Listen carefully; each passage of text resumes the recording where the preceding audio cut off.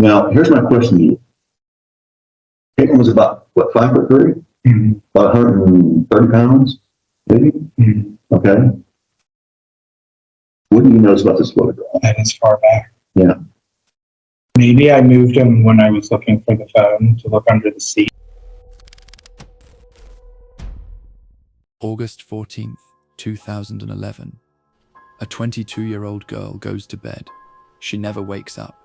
And the man who was supposed to love her, her fiancé, spends the next 12 years looking detectives dead in the eye and lying. Katelyn Markham was 22 years old, art student, dreamer. She had plans, graduate, move to Colorado, start a life. Instead, her body was found 2 years after she vanished, wrapped in a tarp, dumped in a creek in Indiana, 30 miles from home. Her cause of death, undetermined. But make no mistake, this was a homicide. John Carter was her fiancé, the last person to see her alive. From day one, he had an answer for everything, a story for everything. But here's the problem with liars. The stories never stay the same.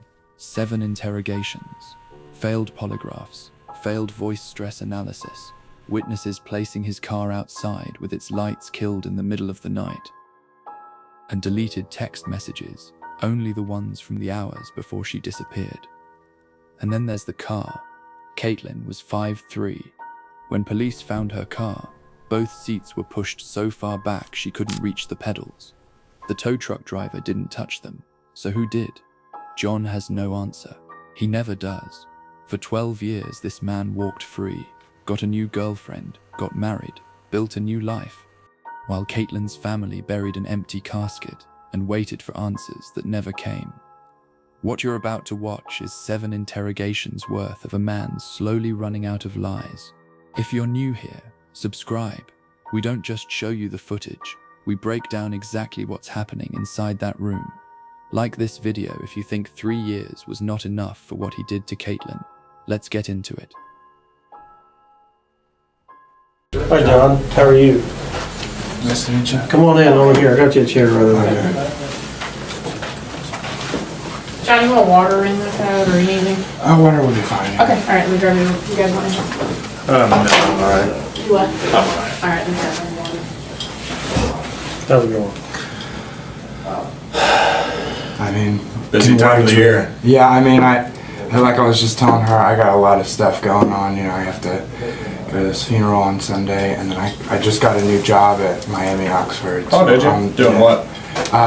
Maintenance for their power plants at their good. campus. What's your status right now? I mean, you got a girlfriend? I do have a girlfriend now. What's her name? Her name is Kayla.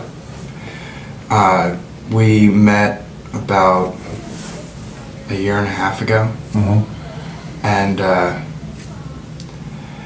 there's a degree where this kind of thing happens. I feel like, you know, there's no book, there's no proper way of handling it. Mm-hmm. Sure. So the way I feel is, can I kind of explain to you Sure. what happened after the fact? Sure. So after the fact, I fell apart. I was in my house for months. Depression? Yeah, very intensely so. I didn't eat for 2 weeks after.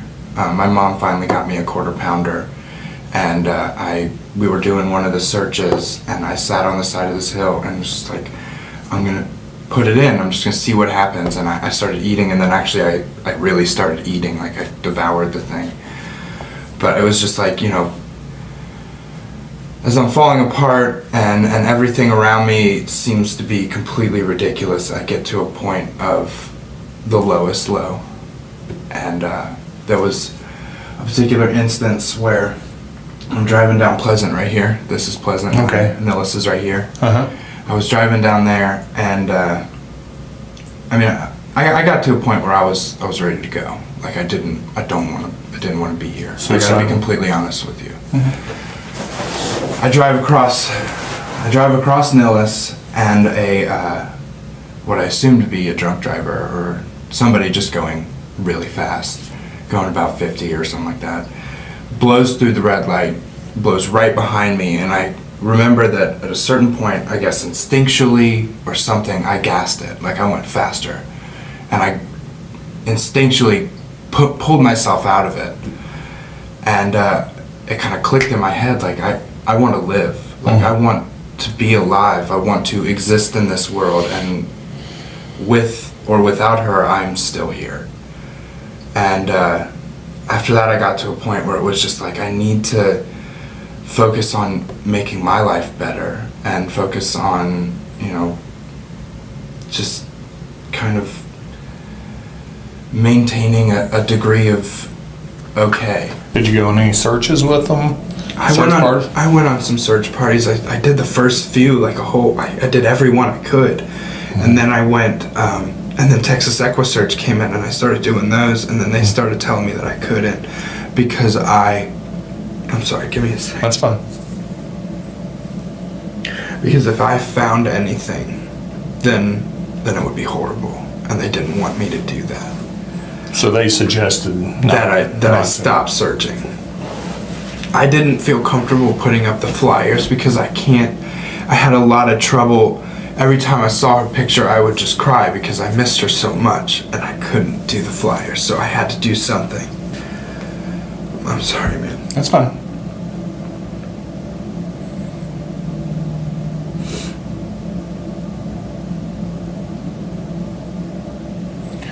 Let's move up. You heard that her body was found. Yeah. What was going through your mind then?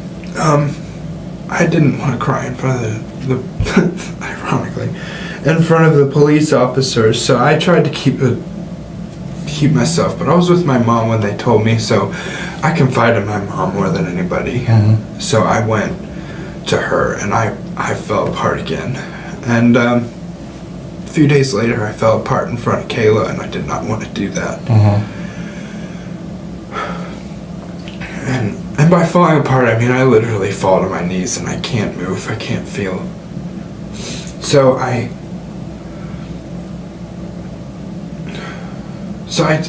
focused on myself. I couldn't, I know that sounds selfish, I don't know, I feel really bad about that, but I focused on myself and I tried to make myself better so that I could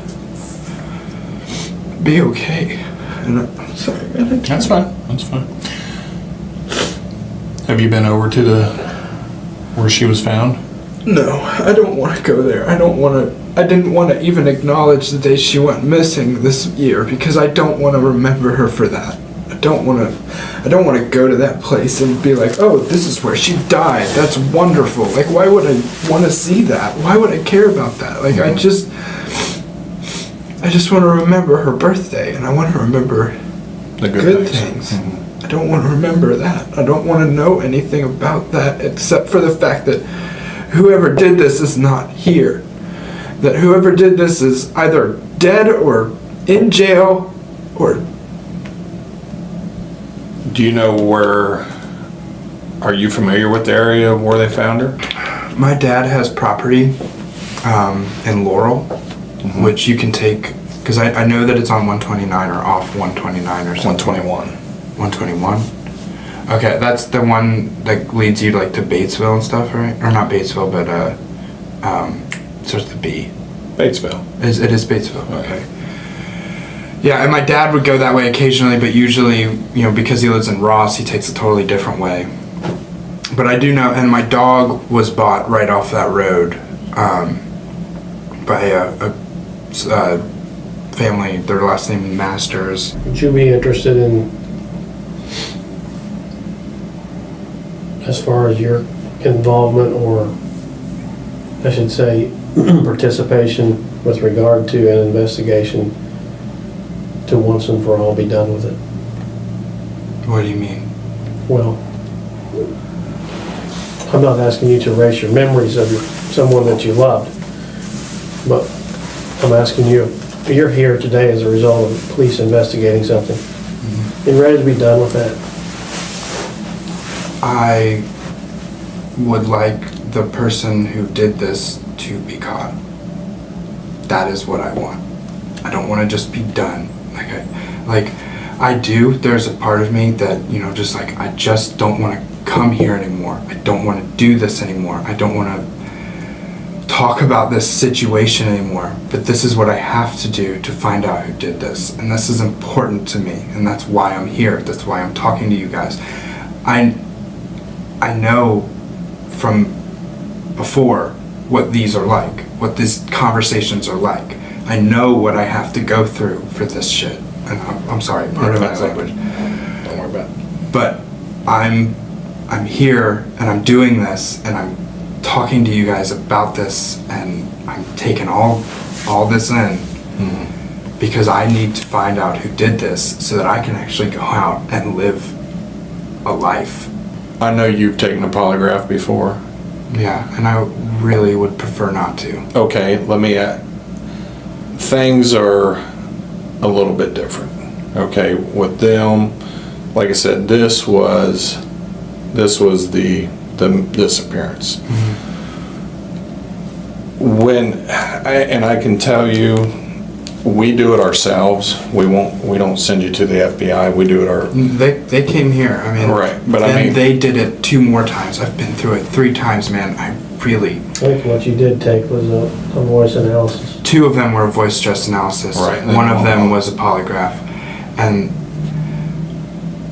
I'm gonna be completely upfront with you. They're bullshit. And the reason why I believe that they're bullshit is because they kept telling me that I was being dishonest, and I sat there and told them the truth. Okay. And I'm not going to go through that again, man. I'm not going to do that. I'm telling you everything that I know. And I'm telling you that this is the truth. And that thing does not tell you what the truth is. I have, you know, the whole storyline that I told you, and the fact that it's corroborated. Call all the people involved. All of it is corroborated. This is what I did. They looked at my computer and looked to see if I was watching shows, I'm assuming. They, you know, looked at my records. They looked into everything. Like, the whole point was to find out what I was doing at that time. And I'm here to tell you what I was doing at that time. That story is not going to change.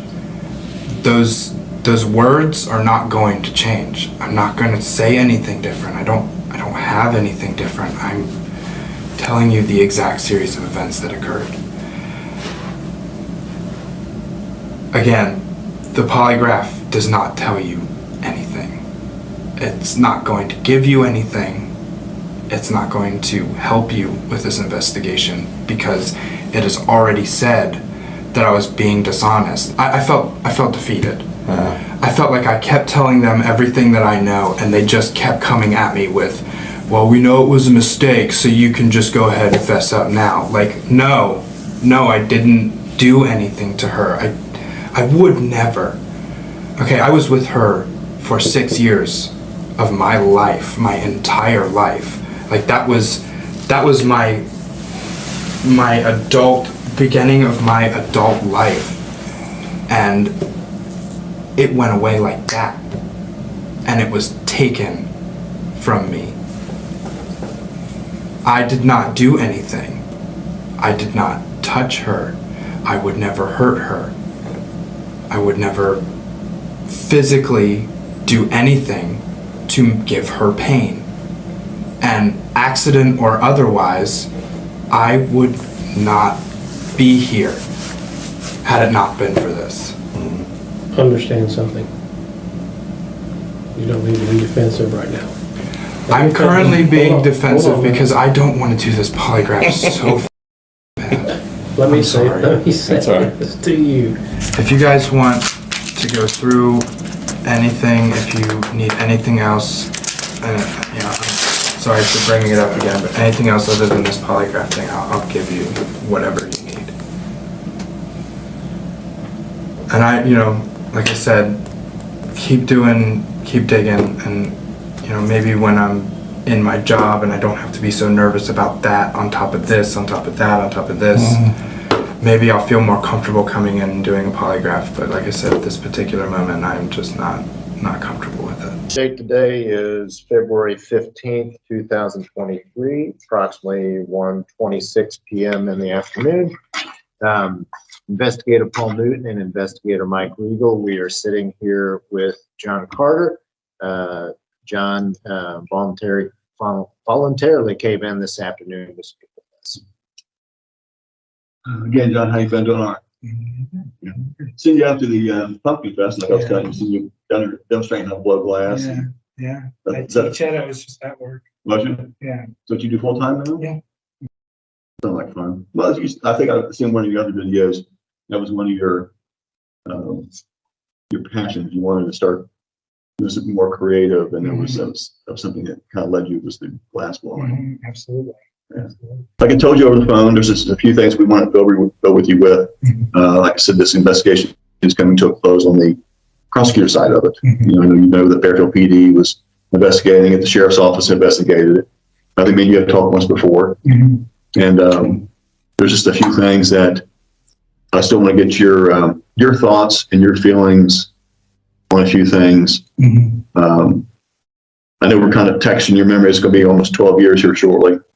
There again, we're not trying to drudge up any bad times. And that's really all this is to me. Like, and I'm not saying that it's all that what you're doing is to me. It's just that that's kind of my tension right now. It's just coming back to this again. Yeah. Right. But there's times where I think I have a better handle now on that's I got to talk to some people who were in your your core group of people, and they told me some. I asked each person to give me a story about Katelyn, and each one had a different story. It was something that was how she touched their lives, which was really kind of cool because each person told me something that no one else knew. Right. Which was kind of cool. Yeah. It really was, and I have a better perspective of how she was as a person. Okay. That being said, let's go back just briefly to when you're at the festival that night. You and Katelyn on that Friday night. Okay. You guys go to the festival. Your thoughts on you and prior. I'm going to go back and forth when it comes to some of the statements you've given in the past. You still feel, and your thoughts and your feelings deep down, you still feel that person who had done this was an unknown person, maybe that was kind of like you said, stalking, or I think your words were suspicious person that may have back in the day. Honestly, because I can't wrap my head around it being something like that. Really? That's really what it comes. We're not here to. Yeah, I know, and you got to understand. That's why this is all just reminding me. Right. And it's a lot. It's just a lot. Sorry. Dude, no need to apologize. It really isn't. It's a traumatic experience. Yeah, I mean, you've been through a lot. You and your whole family has. And her, and don't get me wrong. Her family. She has. Your whole. It was her that died. It was her. Yeah. It wasn't me. And I feel guilty, she died. She doesn't get to live her life anymore. It's not fair. No, it's not. It's not. That's one thing I've got for everybody who I've talked to, and I guess I have a better understanding of Katelyn, was she lit up everybody's life for the positive. And she is no longer here to do that anymore. Like I said, like I told you over the phone, it would be different if she'd had a car accident. You can kind of move on because it was an accident. This here was purposeful. But I mean, on top of all of it, it just rips me in. I am the statistic. Yeah. Everyone looks at me and I am the statistic. So I can't do anything about it. Everyone's already accusing me before I even look at it. Yeah. Before they've even met me or know me, before they even have heard the truth or what the truth actually is. And I'd love that peace of mind. I'd love to know the truth. I'd love to find out what happened. There's something that you have to have in your own mind, though, is that being said, people want to have their thoughts, but you're not being charged anywhere. All we're doing is asking questions. At any point in time, you get walk out that door, and we're glad. I know that you're going. There's a moment. There's a moment when all that happened, and I realized that I was not getting. Till after you found that she's missing. And there was a moment where I felt I couldn't hold myself up anymore because it was loss. Overwhelming. Tremendously so. And to a point where it was so tremendously overwhelming that it was unforgettable. And whenever I have this, whenever we do this, it brings that moment in. It doesn't matter what you say. It doesn't matter what you do. It brings me to this moment where I am in front of her house, not knowing where she is, or what I can do to help her, or keep her here, or figure out where to go to find her and bring her home. And it was, I had nowhere else to go, no one else to call. No other thoughts, no other opinions. No one else was guiding me. No one was telling me what to do. And even now, I have no one to tell me what to do or what to say. There's no book. There's no script for this, brother. There isn't. There's no script where you just say, John, this is what you're supposed to do. This is how you're supposed to feel. I'm currently being told by my wife that I should bring a lawyer to these things, that I should do those things. I'm not doing that. Because I don't think, first of all, I feel like I've already myself. If it came down to me needing a lawyer, I've already been here enough without one that it really doesn't matter what I say.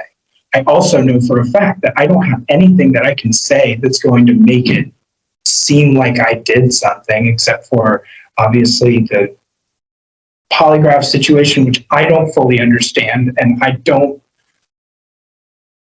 get why that happened or why it's like that. Mm-hmm. But beyond that, like,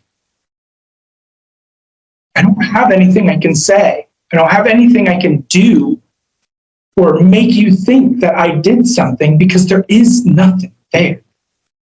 There's nothing. And I just... Let me answer your question. That being said, do you feel, and I think I know the answer to this, do you want me to keep looking? I told you. Yes. That next question, I told you this 2 years ago. It's been 2 years since me you talked about this. I told you I was going to keep looking at that. Yes. And where we at? Still looking. Yes. Keep going. Yes. Don't stop. I'm not. And I'm looking you in the eyes just like I did last time. Do it. I am. That's what I'm here for. I told you I wasn't going to stop. That's one thing about me. I can't. I'm too stupid to stop. And get the right person. That's why I'm asking you guys. We're asking you to ask questions about, because there's some things only you know. Okay. And remember, and be detailed as possible. Describe to me when you get to her car. You put the key and you unlock her car. Or if it's a key fob, you unlock her car. What did you do? Look, just looking for her phone. Just looking for her phone. Probably opened her driver's side door and looked inside her console. Okay. Did you go to the back of the car? I know you're probably... No, I really don't think so, but I may have opened it and looked, or maybe I did. I don't remember. Okay. I really don't remember. Okay. I'm sorry, man. No, I really don't. There's no reason you apologize. I know, truth. but I want to get it. I want to give you the truth. I want to give you what I remember. No, I want you to... I'm going to show you a photo. Yeah. Of her car. Yes. Okay. Now I want you to tell me, these will be pictures of her car from the inside.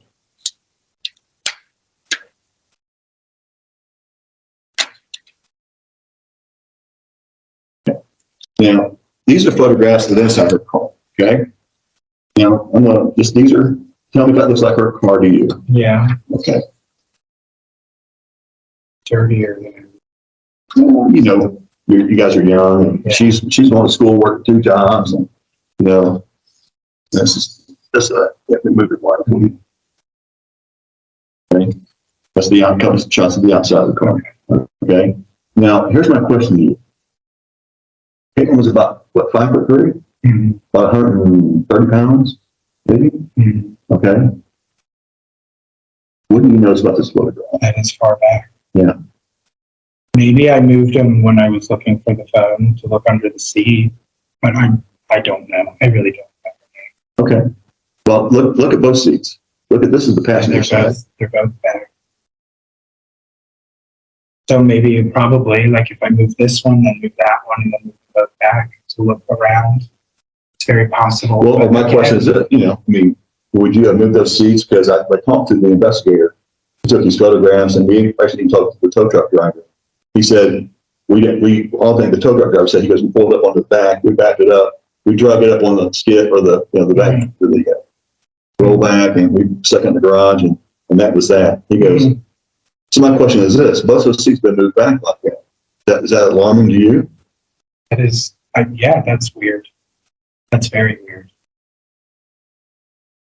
And this is the back seat, what I'm showing you here. Right, which And is she can't reach those pedals from there.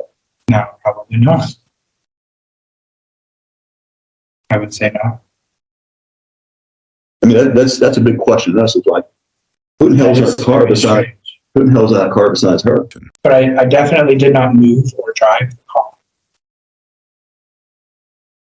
I mean, now you see why we wanted to come in. This is trouble. That's strange. It is very strange.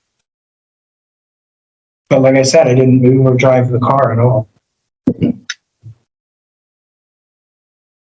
was going to ask, you mentioned earlier about, and I'm sorry again, I not worked on this case like Paul, so I don't know. You mentioned that you and Katelyn, if there was some tension or something that It wasn't like a fight, not at all. What it really came down to was Katelyn was a little bit frustrated that I wanted to keep my night going. Okay. While she just went to bed. Okay. But I basically kind of treated it like she'll get it. Okay. And that was the tension realistically. It was just that. I was just like, actually. So it wasn't like an argument. I don't know. Okay. No, like I said, she was just disappointed that she had to be doing school stuff, and here I go, hanging out with friends. And then how did the documents thing? How did that?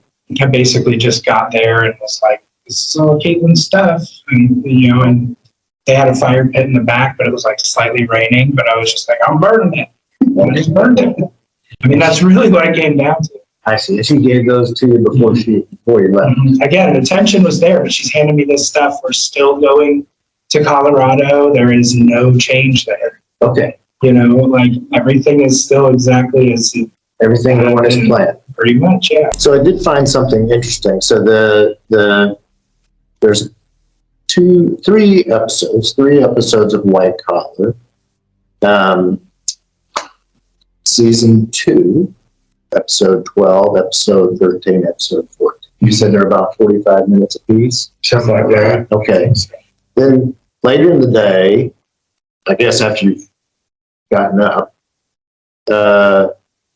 you look at the plot summaries for the same. It's on your computer. I mean, I don't know why. I didn't look up any plot summaries.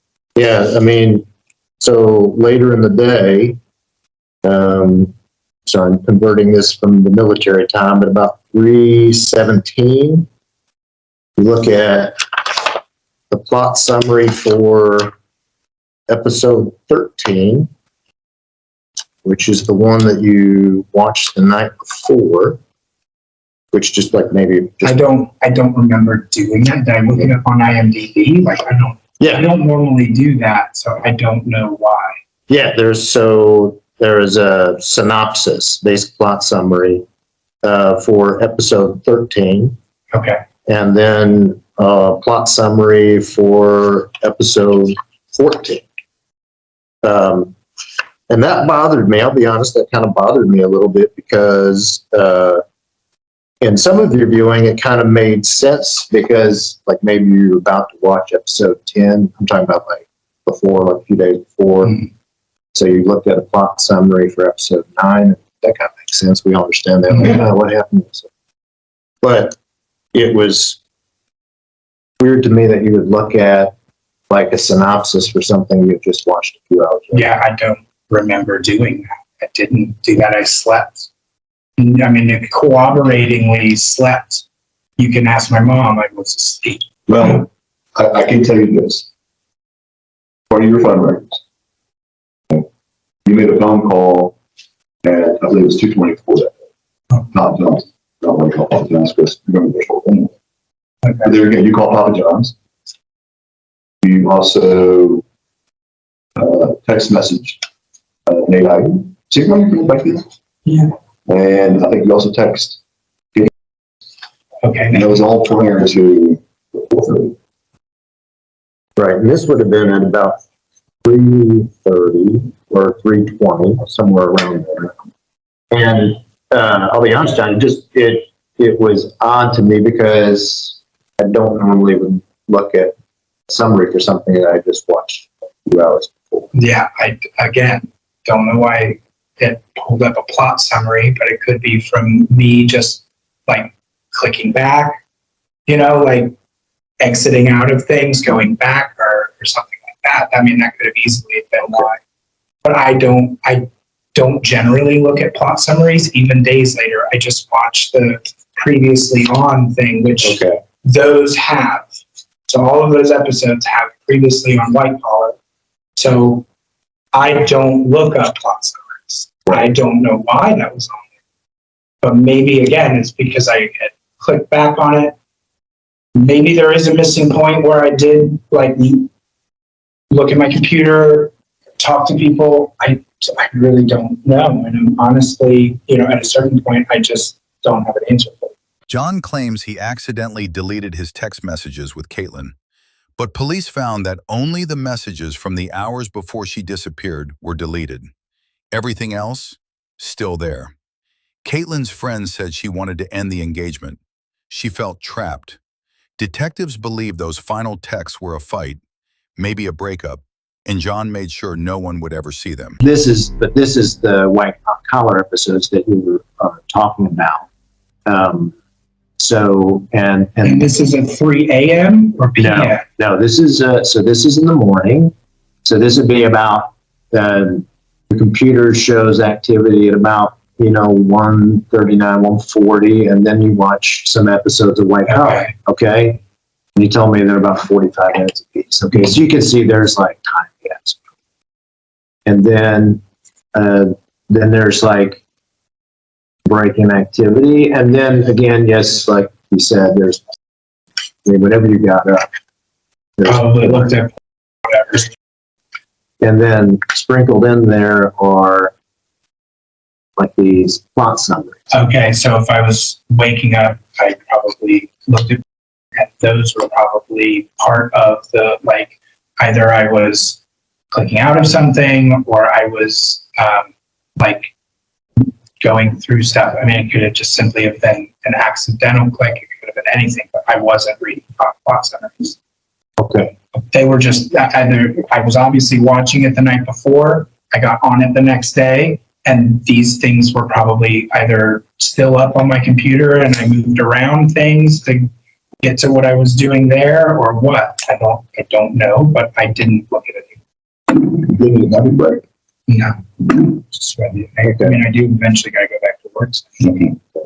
We'll try to hurry this up. Go back to your guys' cell phones, just briefly. Her phone goes dark at 12:06. Never comes back on. Mm-hmm. Your cell phone doesn't go dark, what we call dark. We call it goes in activity at 12:04, and there's no activity for the next 14 to 15 hours. It's unusual for you to.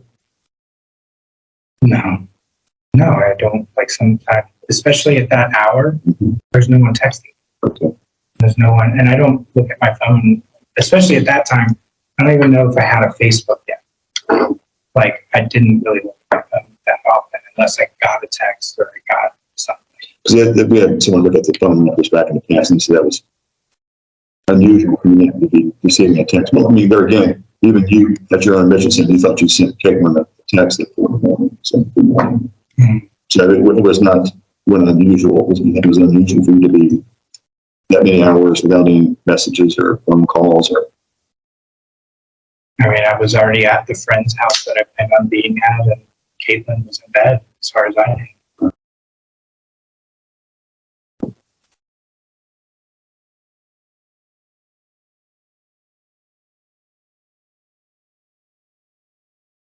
Have you talked to any of your buddies about what we talked to them about? What we talked to them about? Maybe like Matt. And I talked to Matt a little bit, but John, talk to him, Benny. Mike. You go to your party to the registry, run the documents, remember long and the appointment, then you come back to the house. Okay. We have information that this is from 2 different people that I'll tell you the story. 2 people were walking down the street, and at approximately between, they say it's 1:30 to 2 o'clock in the morning, they see, or they hear 2 cars coming.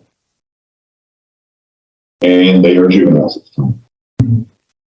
And they're scared to death because they are juveniles. You know how Fairfield PD is with juveniles at that time.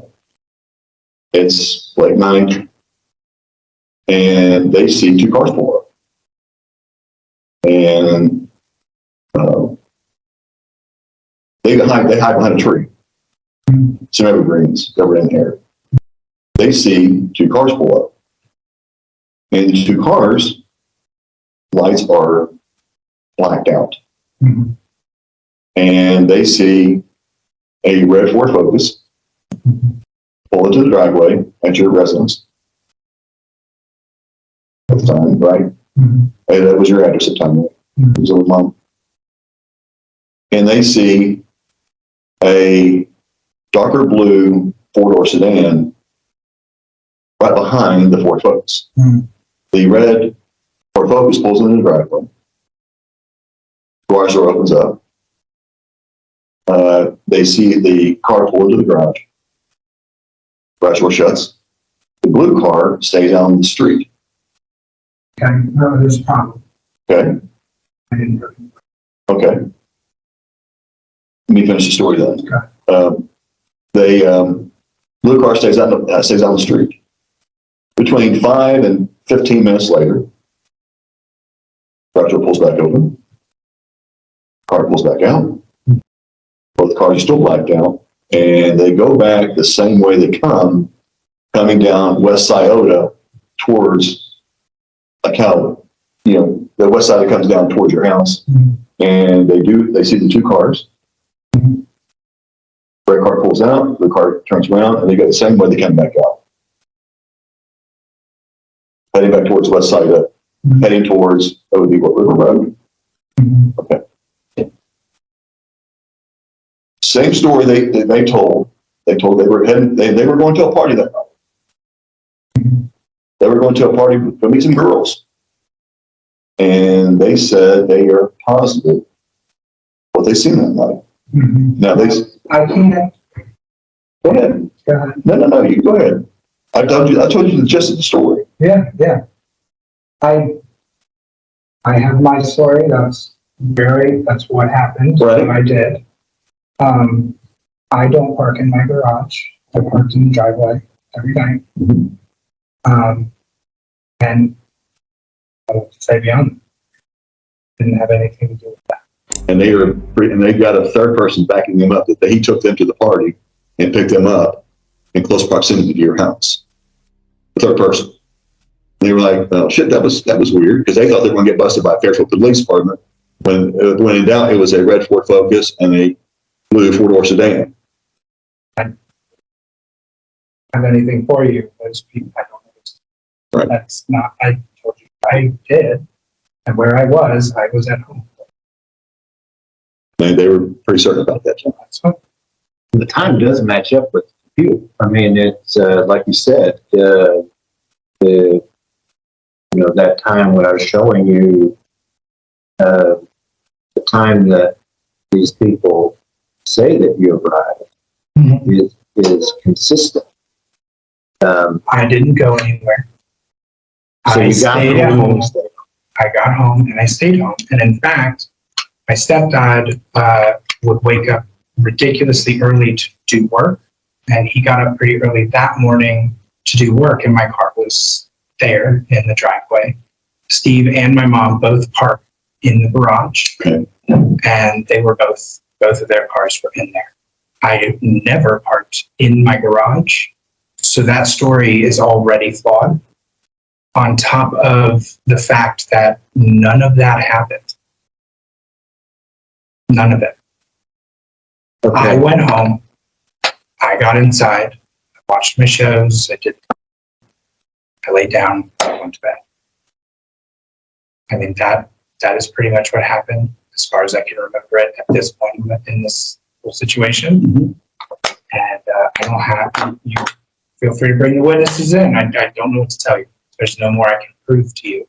They gave statements. They gave statements back. This is not something new. Okay. It really isn't. This is something they did their statements back in the day. Shortly after Katelyn's body was found, because they didn't put two together until like they went shit. That's what we seen that night. Okay, but I don't know what they saw or who. I can't tell you. There was no blue stand, and no blue stand that could be. I don't One of your friends was driving. As far as I know, though, it was Jeff who drove a blue Ford Focus, but yeah. But Nobody else? no. And I didn't leave after I went home. You were home that whole time in the morning. After the party, I'm After pretty the sure. party. I'm pretty sure, yeah. You're pretty sure? Well, I mean, yeah, I mean, obviously it's been years down the I line. understand that, but But you- I didn't leave. I Right. didn't like go drive my car somewhere. No. Jeff said he was seeing you guys at the festival. I guess he showed up after work. Mhm. Yeah, I guess you were there for the big drawing at night. I wanted to try it. And this is Jeff talking. Yeah, he said hi to you. He said he seemed kind of out of sorts.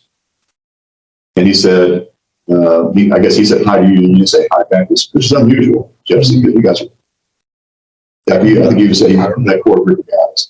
Okay. And that you didn't say hi to him. He goes, you can tell there was something wrong between you and Katelyn that night. He said, and She was frustrated that I to the point, dude. She says to the point. He says to the point, dude, that it looked like everyone breaking up. And I was like, damn, that's pretty. I mean, I know some of the people upset that there was tension that night, but to the point of you guys breaking up. No. So Katelyn wasn't having any second thoughts about moving to Not that I'm Colorado. aware of. No, not that she had made me aware of. Okay, so as far as like anything like that, if she felt that way or if it seemed that way to him, that's all fine, but I was. This is his observation. Yeah, I was not aware of that kind of tension. Katelyn, I remember, was like already just kind of tense and frustrated, but all of that, again, a lot to do with her getting ready for school to be over, for us getting ready to move. And there was just a lot of like things building up around that. And just, but the plan was still the same as far as I knew. Everything was exactly the way it was supposed to be going at that particular time. Right. So, Did Katelyn get frustrated with, I mean, you're now like, the glass blower and, you seem to found your way and life and stuff. Mhm. But at the time, I think you were kind of bouncing around and working as, and she seemed to be, I mean, just my limited experience, she seemed to be really motivated. Very artistic, very Yeah. driven, Yeah. working. yeah, I think Was she there- was probably worried that I wasn't going anywhere or doing anything, but at the same time, like, I still had drive, still had an ability to get things done. And for the most part, while she was in college, I was helping her through a lot of that stuff. Like, yeah, her dad paid for a lot of her groceries and stuff, but like, I was a part of her life. I helped her through college. It wasn't just, like, I worked off and I kept working. And it wasn't just the money for me, that was for us. And she knew that. Yeah, forgive me. I know I'm going over things I know you've probably gone over, but your phone also was something that I know was examined back then. You deleted text messages between you and Kayla. What was that? That was an utter and complete horrific accident. The idea was, again, not great with computers. Not at all. And what I had done, and the way that the phone worked, I went to just delete a few messages because it said it was going to start deleting all of my messages if I didn't delete some so that I could receive messages. I'd been receiving massive amounts of messages about Katelyn, about everything. So as those started coming in, I started worrying that Katelyn's messages would start to get deleted. So I went through and carefully tried to select each one. And then when I pushed the delete button, it deleted all of them, except for ones that seemed to be like pocket saved or something. I had like a handful of ones left behind, but it almost deleted every other one. Like, and I don't know why. But I had given the phone. They had all of the information. I had not deleted it before I gave it to them the first time. And I really didn't mean to do that. And I know what it looks like. Yeah, I'll be honest. I'm aware of that. But there's nothing I can do about that. It was a complete and utter accident. John claims he accidentally deleted his text messages with Katelyn, but police found that only the messages from the hours before she disappeared were deleted. Everything else, still there. Katelyn's friend said she wanted to end the engagement. She felt trapped.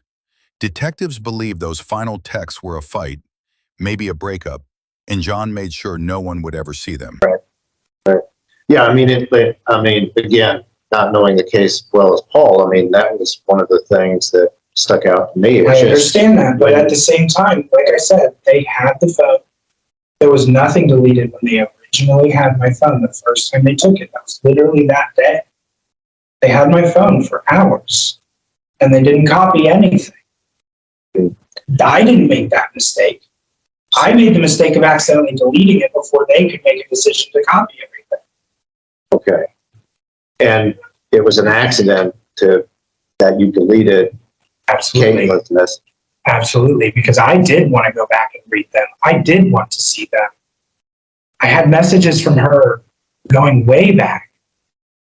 So you accidentally deleted the whole? Everything but the ones that Pocket dialed saved. Oh. I'm telling you, every message was deleted. And then they wanted to come to me and say, well, why weren't these messages deleted? I can't explain why those got saved. I don't know why. But almost every other message I had was gone. I had, how it shows the whole screen of messages? I had this many messages at the top of my screen. Right. A lot of them got deleted. And I did not do that on purpose. Is there anything else? A couple more things. When it comes to, I know about Carter Lane Farm. How many people have you taken off of it? And on that route to your dad's place out? Handful of people? Yeah, and the quarter of people? Yeah. That was probably your special place. That special place for you? No. Your friends? It was fun to go out there, but that's because it was a lack of supervision. It's the only reason we went out there. Nobody was there to watch us smoke pot. You can understand why obviously you know where Katelyn's remains were found. I'm aware of it. Yeah. And it's out there in Indiana. It also seems to me, again, Paul knows this case a lot better than me.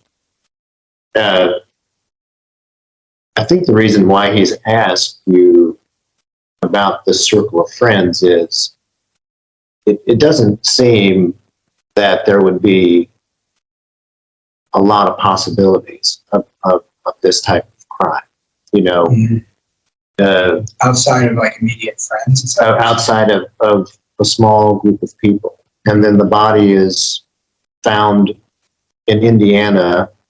That doesn't seem like that would be some random person or I random don't crime. know. I will tell you That this, John. answer. It's not my job. All your core group friends I've talked to, I mean, all of them, all said the same thing.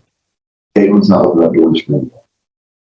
So, I mean, the whole adage of who then, Yeah, I don't know. you know, I don't know. that's And like I said, what you asked me my speculation. I told you, That's what- I don't know. and that's what, I mean, I always wanted to know how you felt, even to this day, because sometimes hindsight's 20/20, you know, it's been 12 years. I just, You still feel the same way? but what you're asking me is not just, do I think that somebody I know killed her? You're asking me, do I think my friends killed her? Yeah. And how do I answer that? Truthfully.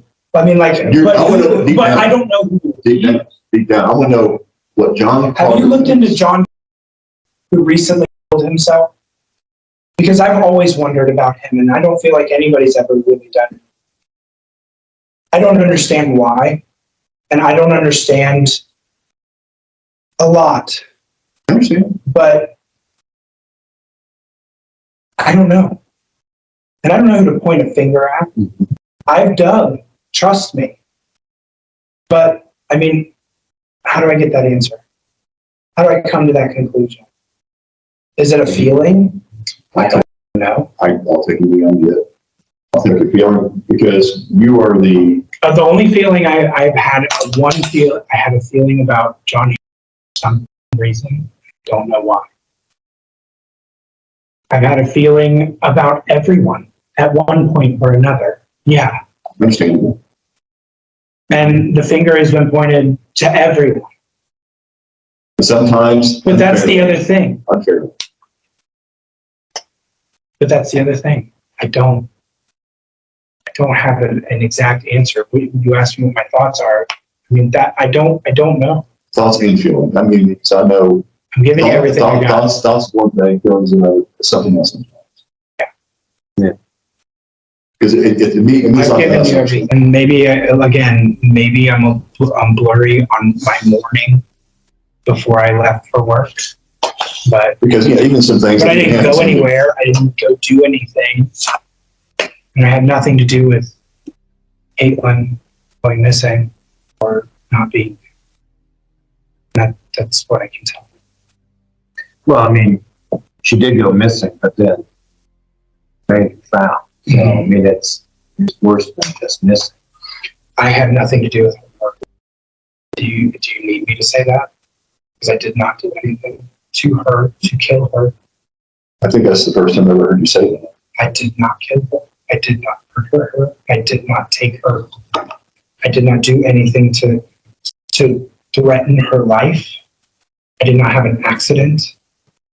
And to tell you the truth, if ever there were an accident, I would never be able to hold that in. I would not be able to look you in the eye right now. And I can tell you that 100%. I did not do anything to hurt that woman. I loved her and I had a life plan with her. And I was not about to lose that. And the fact that I even managed to get to this part of my life, what I can do now, is something I never thought I could do.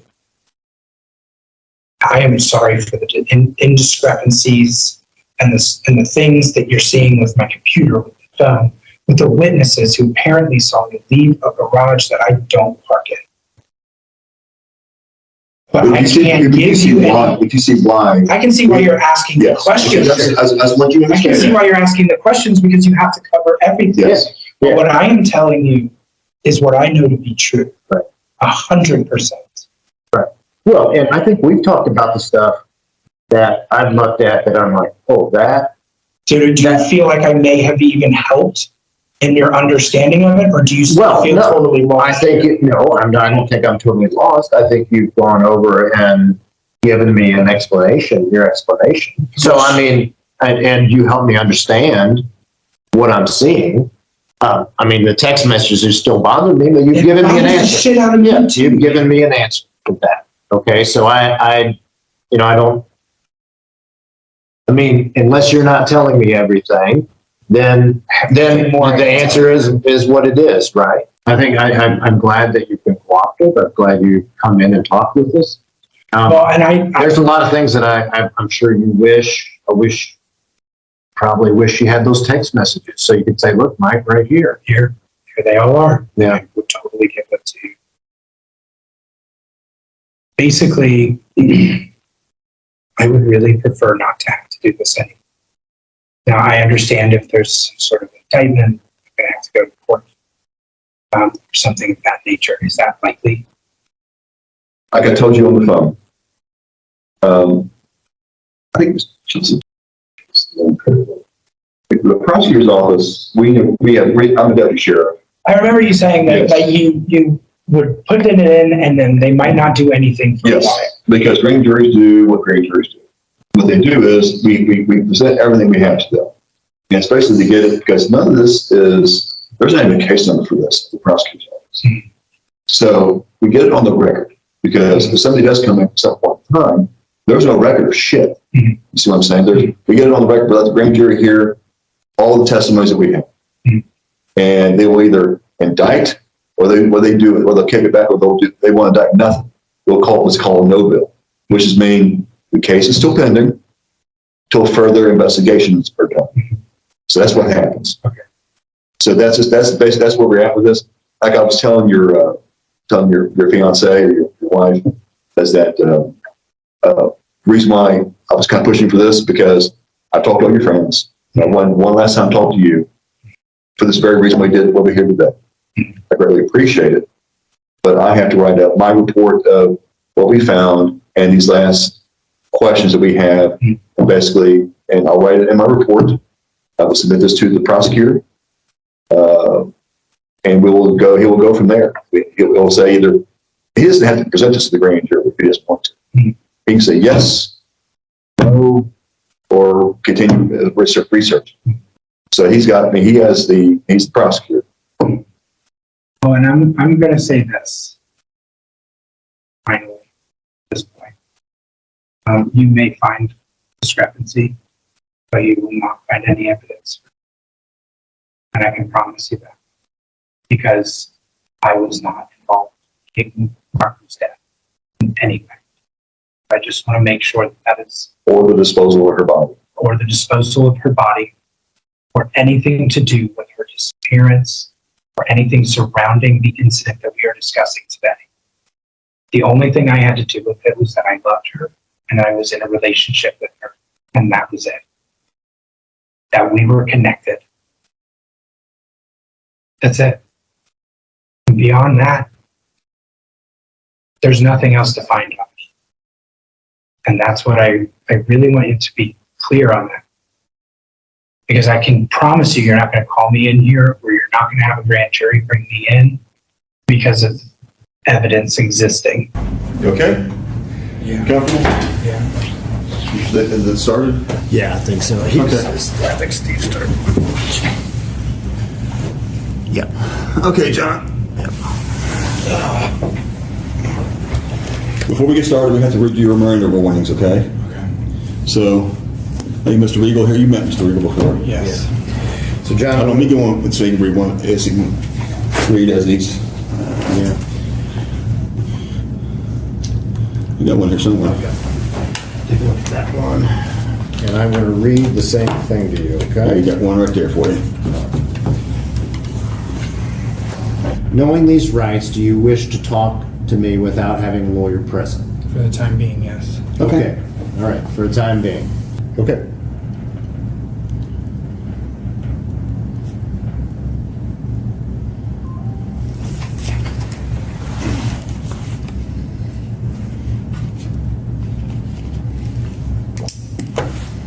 What's happening? This is what we call, I think you would, and I know you are probably a Avengers fan, but this is what we call the end game. The end game is we went to a grand jury. your mom testified before the grand jury, because we want her to have her say and input in that grand jury, that proceeding. And the grand jury has indicted you. Why? Because they feel that there's enough probable cause that this case proceed further to the common police court. Okay. So they believe the information that we had, and you've been indicted, and For what? murder. Okay, but what evidence? There's nothing. You're thinking of there's evidence that's got to be fingerprints. No, I mean there's things called circumstantial evidence.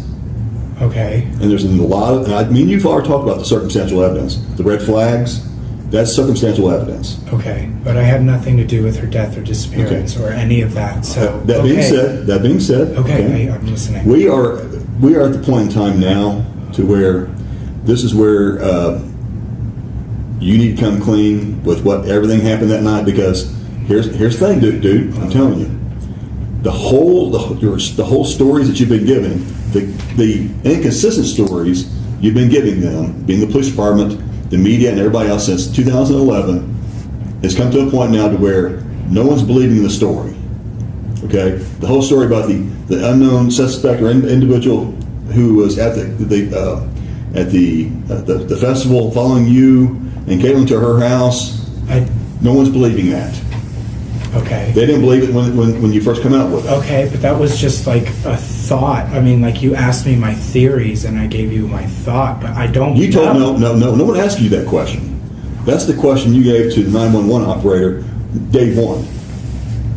Okay. Okay. So that being said, I thought maybe that could be a possibility, but I'm not saying that's my story. I don't know what the happened.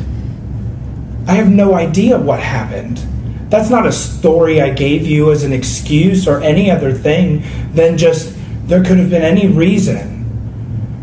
And I thought maybe that would be the most likely scenario because it seems unbelievable to me that anyone I know would do that to her. okay. But I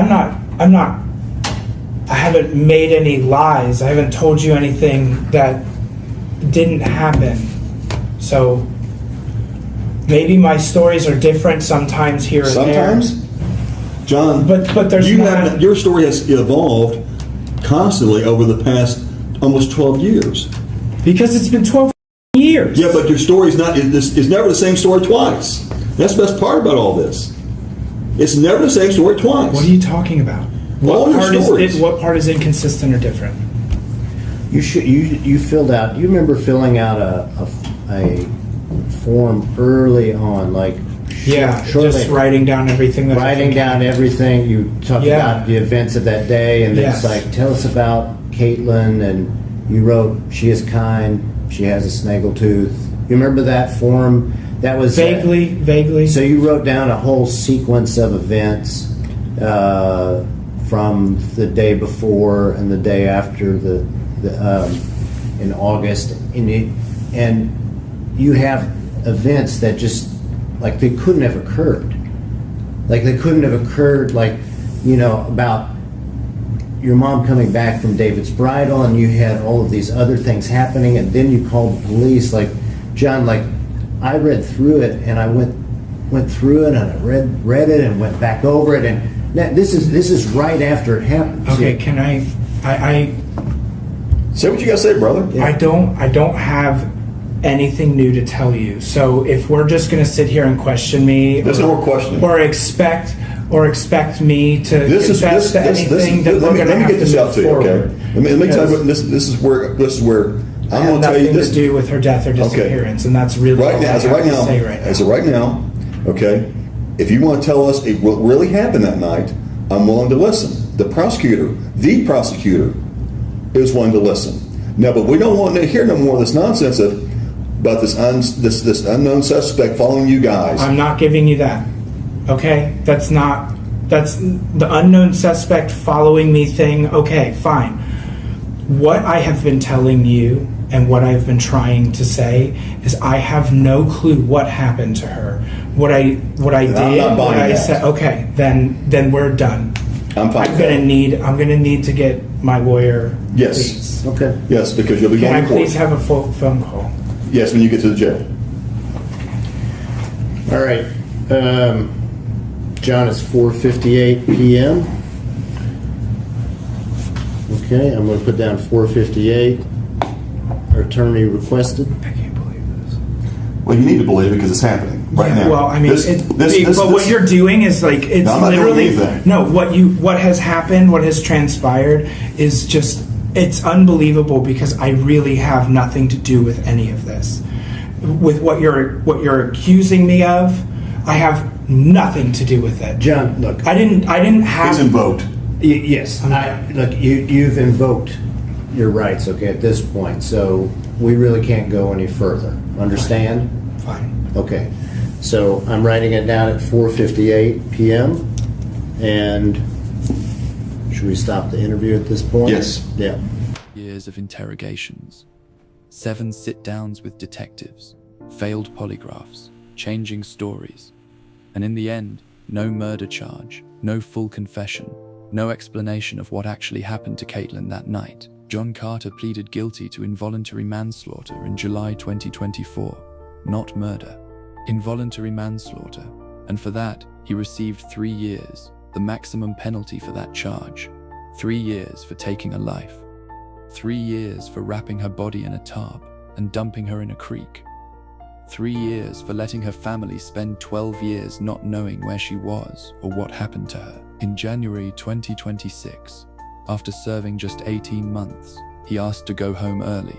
The prosecutor offered him a deal. Tell us what really happened to Katelyn, and we'll consider it. He said no. The judge said no. John Carter will walk out of prison in 2027. Katelyn Markham was 22 years old. She never got to graduate from art school. She never got to move to Colorado.